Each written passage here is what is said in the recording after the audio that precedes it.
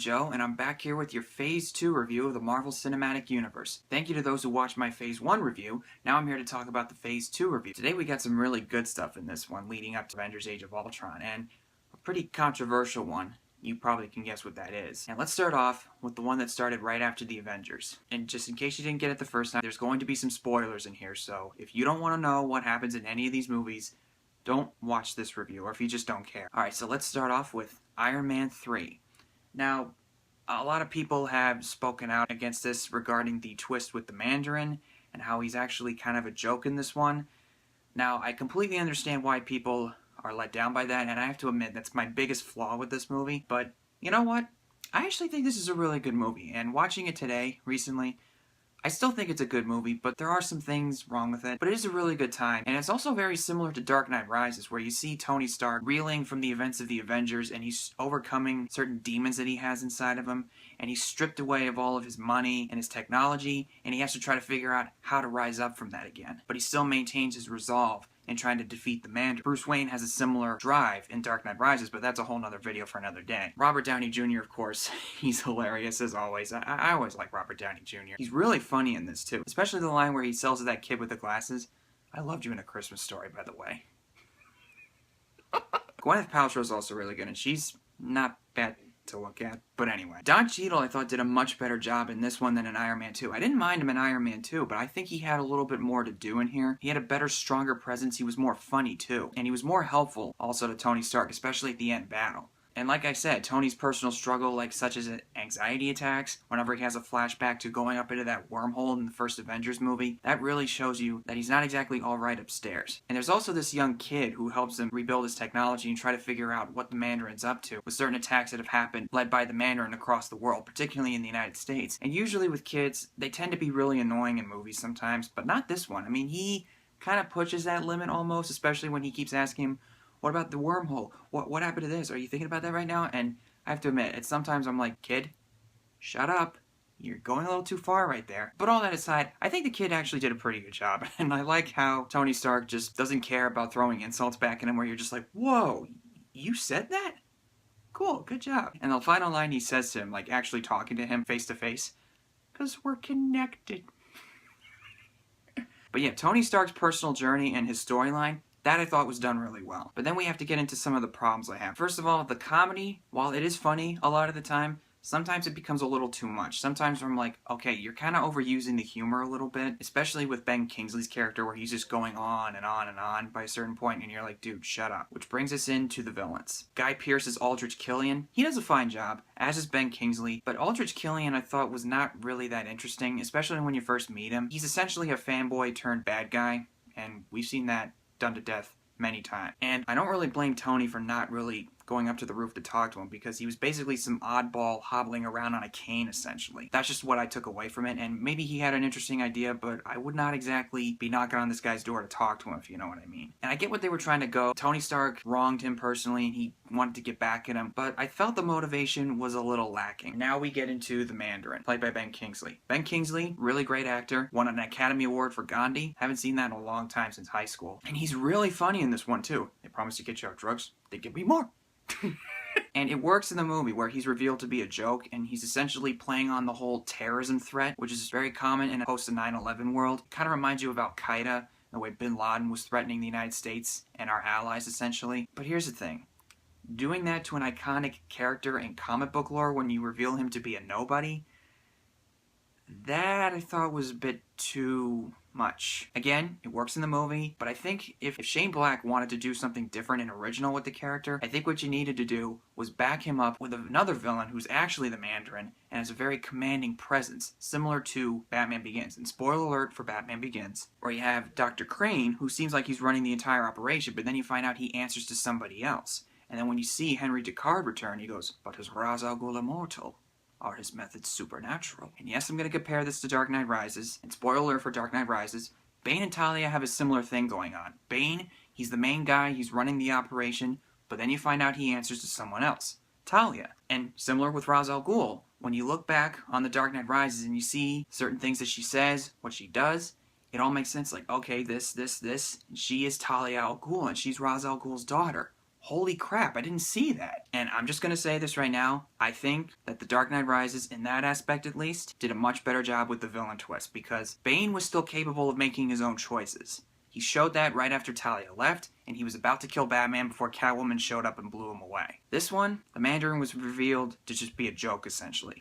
It worked in the movie, but it didn't really work as far as, like, being a very commanding threat, if you know what I mean. And also the ending, I was kind of left a little bit cold on it. Certain things were just kind of easily explained through dialogue. There wasn't like a couple of scenes or so where you saw how Gwyneth Paltrow's character got rid of that extremist stuff. It just felt kind of like, okay, this happened, this happened, this happened, and you're just kind of like, okay.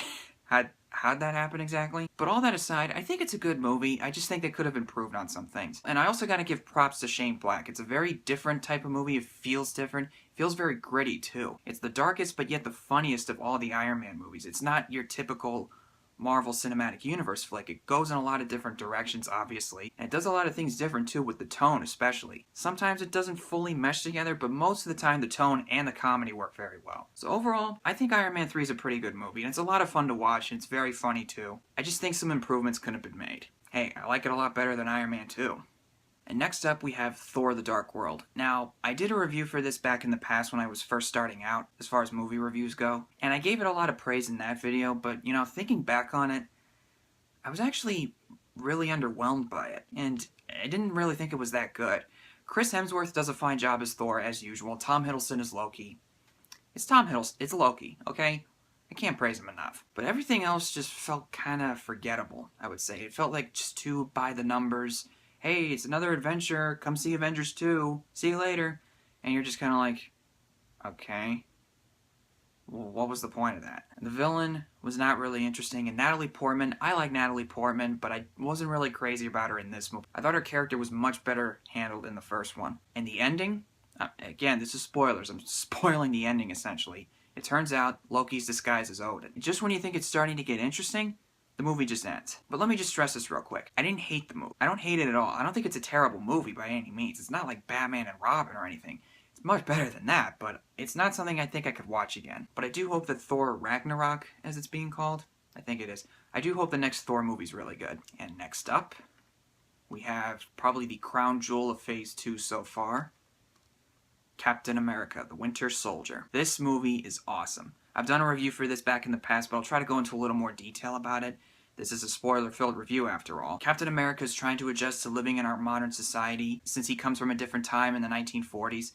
He's doing all this work for S.H.I.E.L.D., but then when he sees just how shady and untrustworthy S.H.I.E.L.D. is, that's when he starts to question, am I really doing what I feel like I should be doing, serving the United States, the greater good and all that stuff? Probably the biggest spoiler, aside from Bucky being the Winter Soldier, Hydra has been growing inside S.H.I.E.L.D. for over 70 years. Now, I knew who the Winter Soldier was going into it, but the Hydra stuff I thought was really well done, and it actually surprised me. I just went, wow, I didn't see that coming. Chris Evans continues to impress as Captain America. Steve Rogers, Scarlett Johansson.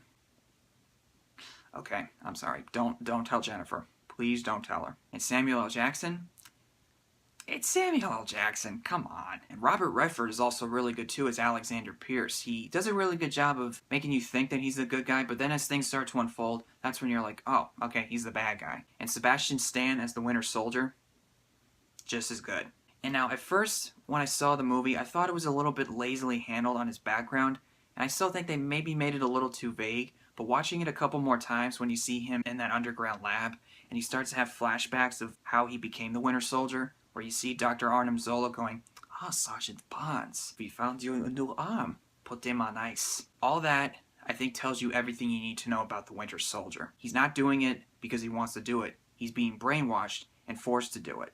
And every time his memories start to come back, they erase them, and he has to go do his job. To me, anyway, I thought that made him a really interesting villain, right next to Loki. And this movie has some really great scenes in it too, like Steve's conversation with Peggy. That's a really emotional scene. And the elevator scene, that's badass, especially when he kicks it, catches the shield, kind of like a Marty McFly type of thing. And also, forgot to mention, Anthony Mackie as the Falcon, awesome. He is great in this movie, and I can't wait to see him come back in the next one. He's really funny, adds a whole lot of heart and humor to it, and I love the whole on your left dynamic. And some other scenes that I like is where Captain America goes to visit the Smithsonian and he sees the exhibit where it talks about him. Probably the standout scene in the movie to me is where Steve finds out that Bucky is the Winter Soldier, that highway confrontation, and it's really intense. And props to the Russo brothers for directing some really good action sequences in here too. And when you find out that Bucky's the Winter Soldier, I think it's probably one of the best reveals to a villain's true identity since Darth Vader revealing that he was Luke's father in Empire Strikes Back. And also, this movie has a perfect blend of certain genres. It's a great superhero movie, a comic book movie, Captain America film, but it's also a really good spy, thriller, action film as well. It blends all that together, and it never feels out of place at any point in the movie. And then when S.H.I.E.L.D. crumbles to the ground essentially and it's gone, I'm sure it did this to a lot of people because it did it to me too. I was like, what are they going to do now? S.H.I.E.L.D.'s gone. I'm sure they're going to rebuild it at some point for Captain America 3, but it just makes you wonder, how are the Avengers going to survive without S.H.I.E.L.D. helping them out? And I know they're not really gone considering that Agents of S.H.I.E.L.D. is still on. I don't watch that show. And the post-credit scenes where you saw Scarlet Witch and Quicksilver, and you see Thomas Kretschmann as Baron von Strucker, hope I said that right, with Loki's scepter. And maybe they'll explain it in Age of Ultron, but when I saw Loki's scepter, I thought, what? Where did he get that? It's just something I noticed. I don't know what they're going to do with it. And Bucky seeing the exhibit of himself in the Smithsonian, that I thought was really cool too. So overall, excellent movie. Dare I say it, I put it in my top 5 comic book movies of all time. Love this movie. I'll watch it as many times as I want, and I can't wait for Civil War. And finally, we get to the last one before Age of Ultron, Guardians of the Galaxy. This movie is just hilarious. It's fun. A simple premise, which I wouldn't say it's a bad thing, and some people might be bothered by that, but I was fine with it. For the movie that James Gunn was trying to make, he did an excellent job with it. All of the characters in here are instantly memorable. Star-Lord, who is very reminiscent of Han Solo and Luke Skywalker combined. Chris Pratt is really funny in this. Star-Lord, man. Legendary outlaw. Zoe Saldana as Gamora. Kick-ass. Dave Bautista was a really big surprise. I wasn't really sure about him going in, because I thought, okay. But he was really funny, especially on how literal he was. Why would I put my finger on his throat? And you, dumb tree. And you, green whore. When he said that, I just bursted out laughing. I literally just went like this. Whoa! Nobody talks to my friends like that. Props to Dave Bautista. He's awesome. Groot, played by Vin Diesel. I am Groot. This is the kind of guy that you want to give a hug to. It's like Chewbacca. He's the big, odd-looking guy in the room. I love the scene where he wipes everybody out on the ship at the end with his branch arms, and he turns around and with the biggest smile on his face, like, look what I did. I loved that. And the best for last, Bradley Cooper as Rocket. Genius. Bradley Cooper, I love that guy. Attention, idiots. Getting somewhere from someplace stupid to nothing at all.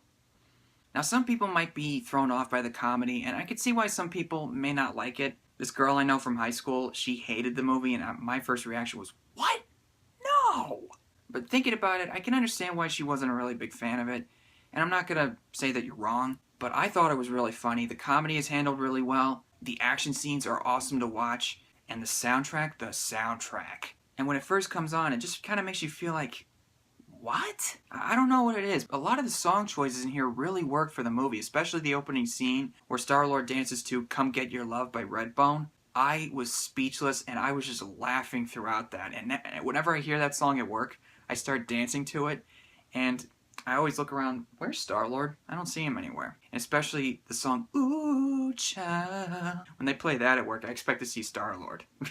And I like the whole look of the movie, too. It feels very epic and big and grand, kind of like Star Wars in a lot of ways. And I think, obviously, James Gunn took a lot of inspiration from Star Wars. And I've heard some comparisons made to Joss Whedon's Firefly, which I have not seen. To me, it felt like in the original Star Wars and Star Trek combined into one, because there's some places where it feels very nice and clean and sleek looking, kind of like Star Trek. And then there's some other places which it feels very much like a lived-in universe, kind of like Star Wars. And there's some images in here, particularly where Ronan is talking to, I guess, Thanos' aide, if you will, and when he's also talking to Thanos himself, it's very reminiscent of the Emperor being teased in Empire Strikes Back, especially the hologram image too. And since we talked about Ronan, that brings me to probably my biggest problem with this movie. Ronan I was not really crazy about. He just kind of felt like he was there. Wasn't really crazy about him. But overall, Guardians of the Galaxy is a lot of fun, and I cannot wait for Guardians of the Galaxy 2 as well. Just gotta wait 2 years. Damn it. Alright, we're all tied up here, and I cannot wait for Age of Ultron coming up soon. It's gonna be awesome. Comment down below, tell me what's your favorite of the Phase 2 films. Are you excited for Age of Ultron? Are you not excited? I don't see how you can't be. Oh, and also, feel free to like my Facebook page. The link is in the description box below. Next time, get ready to assemble for the Age of Ultron.